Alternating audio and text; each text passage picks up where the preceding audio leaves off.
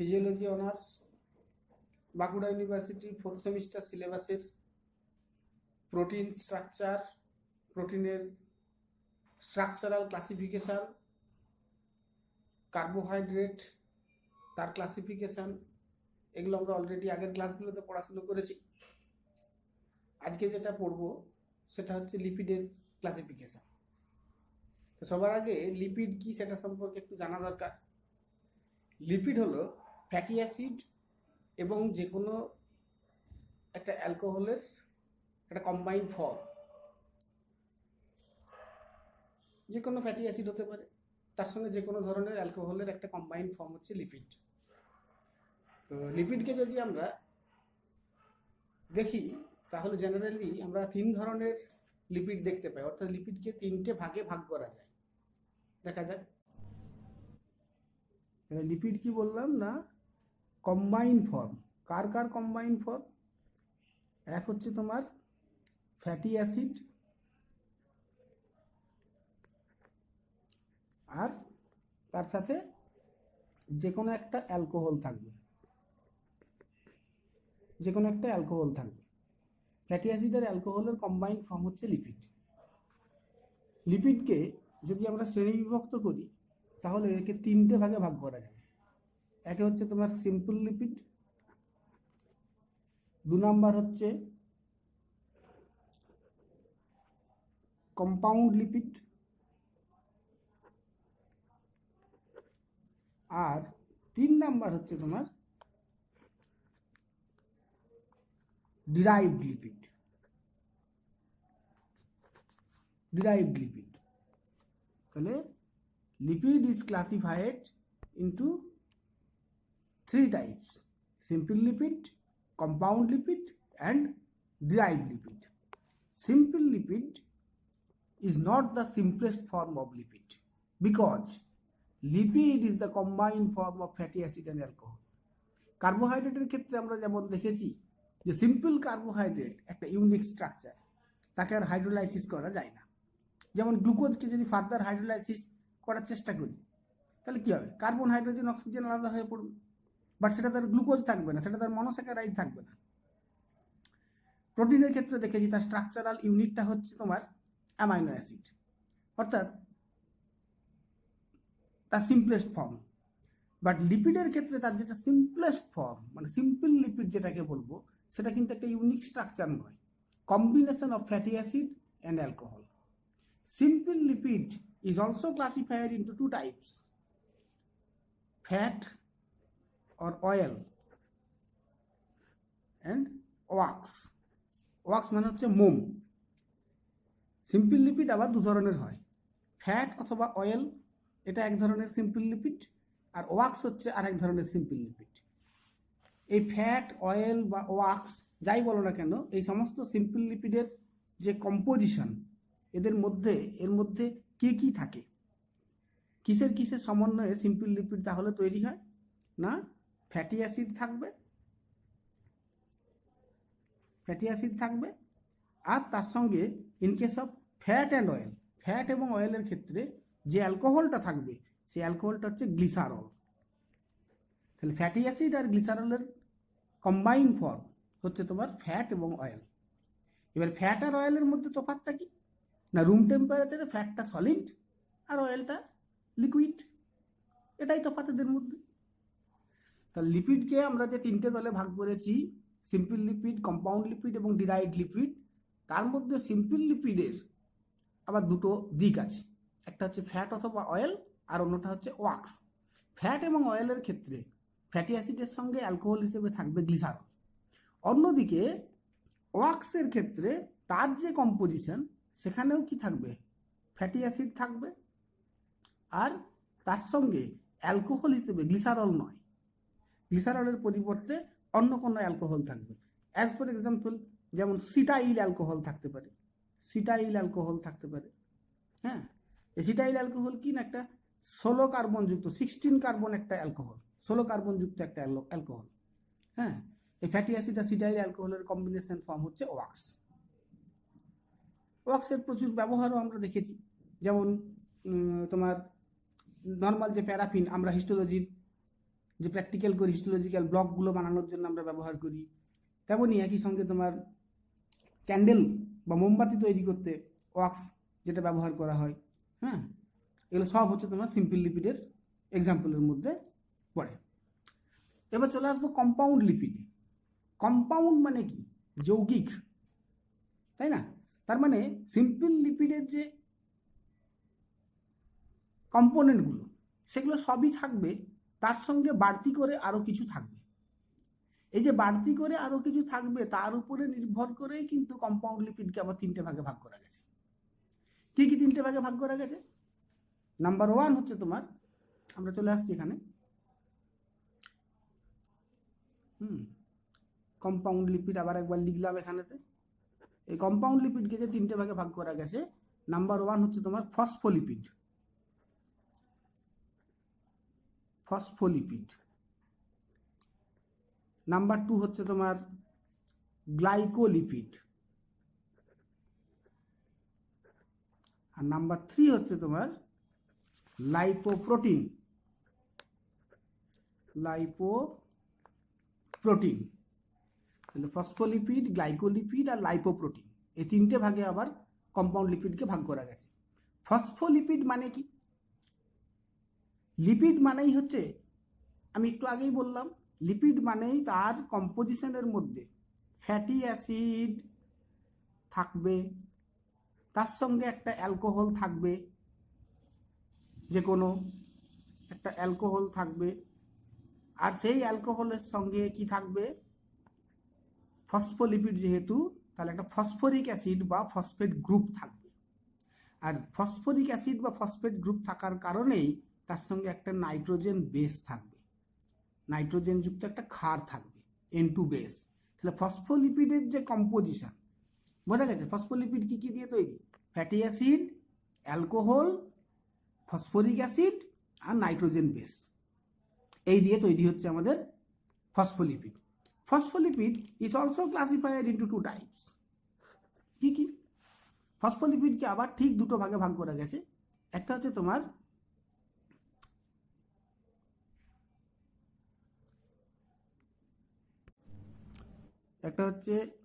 গ্লিসারোফসফোলিপিড,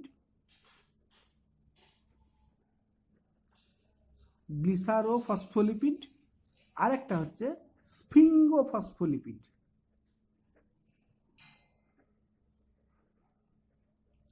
গ্লিসারোফসফোলিপিড আর স্ফিঙ্গোফসফোলিপিড।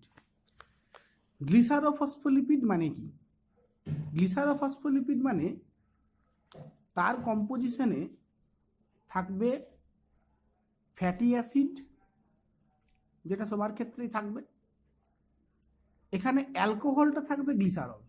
এই অ্যালকোহলটা গ্লিসারল থাকে বলেই কিন্তু গ্লিসারোফসফোলিপিড। তারপর সেম একটা ফসফরিক অ্যাসিড আর ফসফেট গ্রুপ, আর তার সাথে একটা নাইট্রোজেন বেস, N2 বেস, ব্যাস গ্লিসারোফসফোলিপিড হয়ে গেল। যেমন হচ্ছে তোমার এক্সাম্পল হচ্ছে তোমার লেসিথিন। লেসিথিন হচ্ছে তোমার একটা গ্লিসারোফসফোলিপিডের এক্সাম্পল। এবার চলে আসবো স্ফিঙ্গোফসফোলিপিডে। স্ফিঙ্গোফসফোলিপিড নাম হলো কেন? না, আমরা যদি এর কম্পোজিশনের দিকে তাকাই তাহলে দেখবো ফ্যাটি অ্যাসিড, তার সঙ্গে থাকবে তোমার এখানে যে অ্যালকোহলটা থাকবে গ্লিসারলের পরিবর্তে, গ্লিসারল থাকবে না, গ্লিসারলের পরিবর্তে থাকবে স্ফিঙ্গোমাইসিন।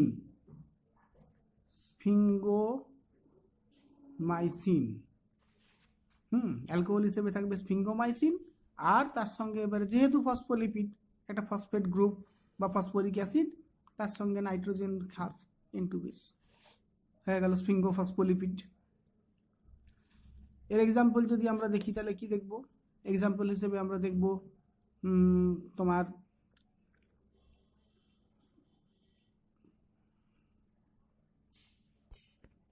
স্ফিঙ্গোমায়েলিন।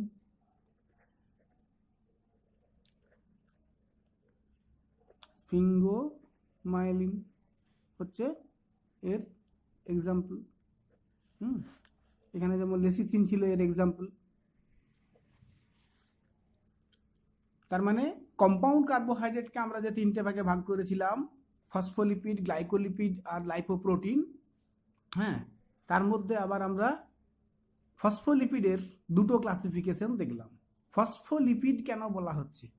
যেহেতু কম্পাউন্ড মানে কি যৌগিক একটা স্ট্রাকচার, তার মানে কি এখানেতে ফ্যাটি অ্যাসিড গ্লিসারল ছাড়াও আরও কিছু গ্রুপ আছে। আমরা দেখতেই পাচ্ছি ফসফোলিপিডের ক্ষেত্রে একটা ফসফেট গ্রুপ আছে এক্সট্রা, একটা নাইট্রোজেন বেস আছে, তাই না, দিয়ে ফসফোলিপিড তৈরি হয়েছে।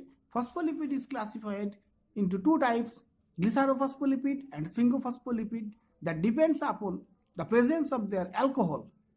In case of glycerophospholipid, the alcohol is glycerol, and in case of sphingophospholipid, the alcohol is sphingomycin.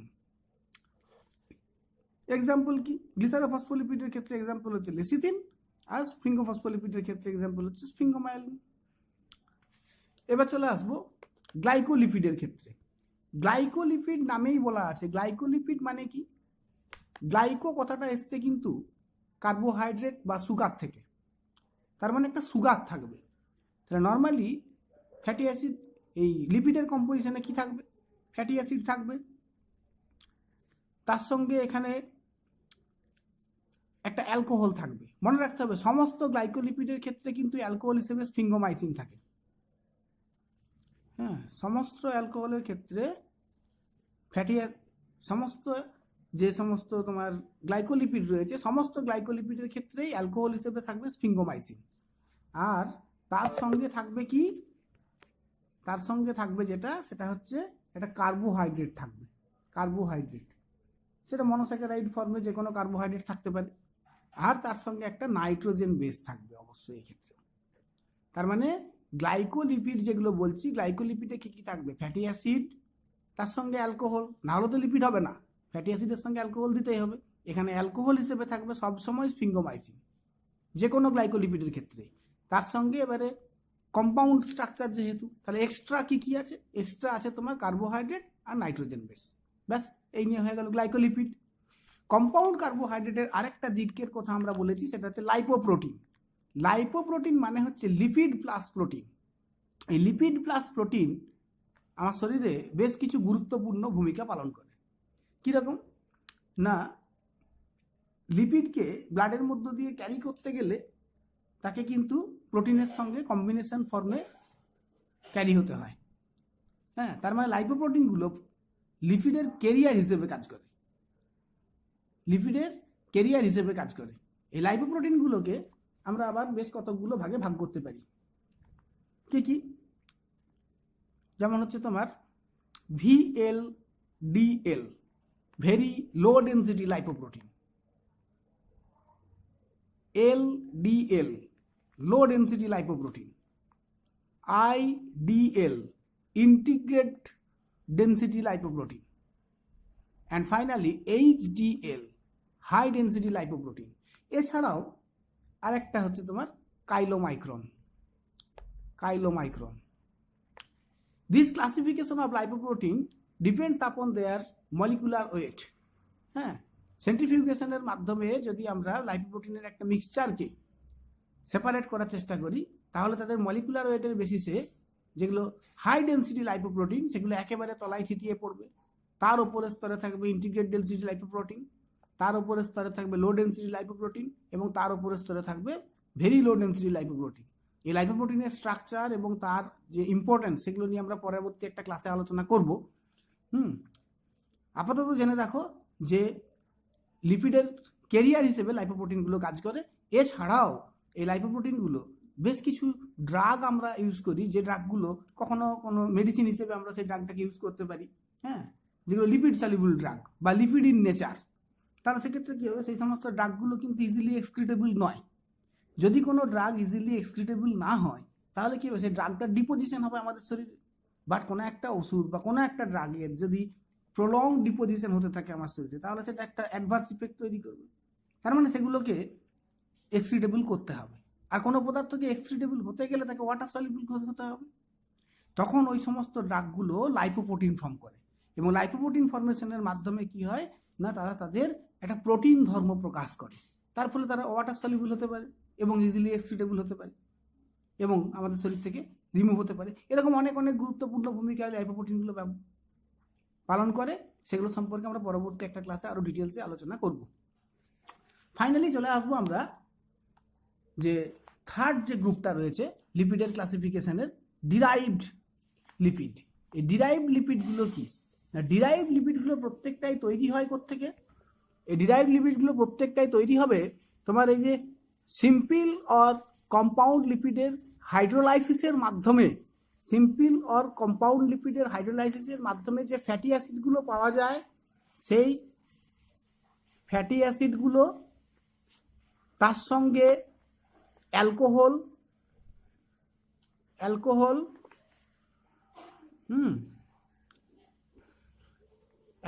থাকবে, তার সঙ্গে কি থাকবে? ফ্যাটি অ্যাসিড থাকবে, অ্যালকোহল থাকবে।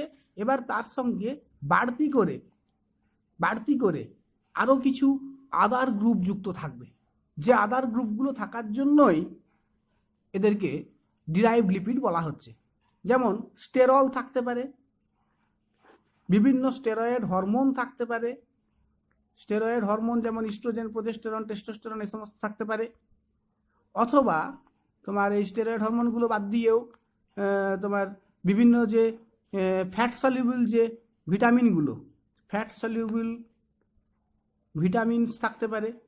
যেমন ভিটামিন এ, ডি, ই, কে এই সমস্ত ভিটামিনগুলো থাকতে পারে।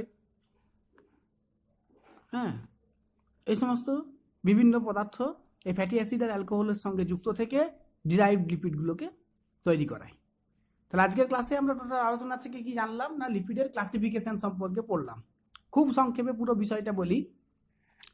লিপিড কি তাহলে? না, লিপিড হচ্ছে তোমার ফ্যাটি অ্যাসিড আর অ্যালকোহলের একটা কম্বাইন্ড ফর্ম। ফ্যাটি অ্যাসিড এবং অ্যালকোহলের একটা কম্বাইন্ড ফর্ম হচ্ছে লিপিড। লিপিডকে তিনটে ভাগে ভাগ করা গেছে, সিম্পল লিপিড, কম্পাউন্ড লিপিড, আর একটা হচ্ছে তোমার derived lipid. Simple lipid is also classified into two types, fat or oil, and on the other hand wax. Fat or oil, in case of fat or oil, the simple lipid is formed by the combination of fatty acid and glycerol. But in case of wax, the simple lipid is formed by the combination of fatty acid and cetyl alcohol. Cetyl alcohol একটা ষোলো carbon যুক্ত alcohol, যেটা fatty অ্যাসিডের সঙ্গে যুক্ত থেকে wax তৈরি করে। On the other hand, compound lipid means the simple structure of the lipid, fatty acid, glycerol, এই কম্বিনেশন, অথবা ফ্যাটি অ্যাসিড, সিটাইল অ্যালকোহল এই কম্বিনেশন, তার সঙ্গে বাড়তি করে আরও কোনো একটা গ্রুপ বা দুটো গ্রুপ যুক্ত থাকবে, থেকে যে জটিল স্ট্রাকচারটা লিপিডকে প্রোভাইড করছে সেটা হচ্ছে কম্পাউন্ড লিপিড। এই কম্পাউন্ড লিপিড আমরা কি কি দেখতে পাচ্ছি এখানেতে? কম্পাউন্ড লিপিড দেখতে পাচ্ছি ফসফোলিপিড, গ্লাইকোলিপিড এবং লাইপোপ্রোটিন, এই তিনটে ভাগে তাদেরকে ভাগ করা হয়েছে। ফসফোলিপিড মানে কি? লিপিডের সঙ্গে ফসফেট থাকবে বা ফসফরিক অ্যাসিড থাকবে। দেখেছি প্রত্যেকটা ফসফোলিপিডের যে উপাদানগুলো রয়েছে সেখানে আমরা দেখতে পাচ্ছি ফ্যাটি অ্যাসিড আছে, যে কোনো একটা অ্যালকোহল থাকবে, ফসফরিক অ্যাসিড আর একটা ফসফেট গ্রুপ থাকবে, আর নাইট্রোজেন বেস থাকবে। ডিপেন্ডিং আপন the presence of alcohol, phospholipids are also classified into two types, glycerophospholipids and sphingolipids. Glycerophospholipid means না অ্যালকোহলটা হবে গ্লিসারল, আর স্ফিঙ্গোফসফোলিপিডের ক্ষেত্রে অ্যালকোহলটা হবে স্ফিঙ্গোমাইসিন, বাকি কম্পোজিশন সেম। এক্সাম্পল লেসিথিন দিয়েছি, এখানে এক্সাম্পল দিয়েছি স্ফিঙ্গোমাইলিন। এই যে গ্লাইকোলিপিড বলেছি, গ্লাইকো কথাটা এসছে কোথা থেকে? গ্লাইকো কথাটা এসেছে তোমার কার্বোহাইড্রেট থেকে। তার মানে কি? লিপিডের সঙ্গে কার্বোহাইড্রেট থাকবে। লিপিড মানে ফ্যাটি অ্যাসিড থাকবে, তার সঙ্গে যে কোনো একটা অ্যালকোহল। মনে রাখতে হবে গ্লাইকোলিপিড স্ফিঙ্গোমাইলিন থাকে, এই স্ফিঙ্গোমাইসিন থাকে, সেই স্ফিঙ্গোমাইসিন আর ফ্যাটি অ্যাসিডের কম্বিনেশনের সঙ্গে কার্বোহাইড্রেট থাকবে, নাইট্রোজেন বেস থাকবে, দিয়ে গ্লাইকোলিপিড তৈরি হবে। এরপর হচ্ছে lipoprotein. Lipoprotein means the combined form of lipid and protein. হ্যাঁ, মলিকুলার ওয়েটের বেসিসে তাকে আমরা কতগুলো ভাগে ভাগ করতে পারি, যেমন VLDL or very low density lipoprotein, LDL or low density lipoprotein, IDL or integrated density lipoprotein, HDL or high density lipoprotein, and chylomicrons. In case of derived lipid, derived লিপিডের ক্ষেত্রে কি হবে না, ফ্যাটি অ্যাসিড অ্যালকোহল যেমন থাকার কথা থাকবে, তার সঙ্গে এক্সট্রা গ্রুপ হিসেবে বিভিন্ন প্রকৃতির স্টেরল থাকতে পারে, বিভিন্ন স্টেরয়েড হরমোনগুলো যেমন ইস্ট্রোজেন, প্রোজেস্টেরন, টেস্টোস্টেরন এই সমস্ত থাকতে পারে। হ্যাঁ, বিভিন্ন ফ্যাট সলিউবল ভিটামিনগুলো থাকতে পারে, যেমন ভিটামিন এ, ডি, ই, কে এই সমস্তগুলো যুক্ত থাকতে পারে, থেকে যে সমস্ত লিপিড স্ট্রাকচার তৈরি করে তাকে বলা হয় derived lipid. That's complete. Thank you.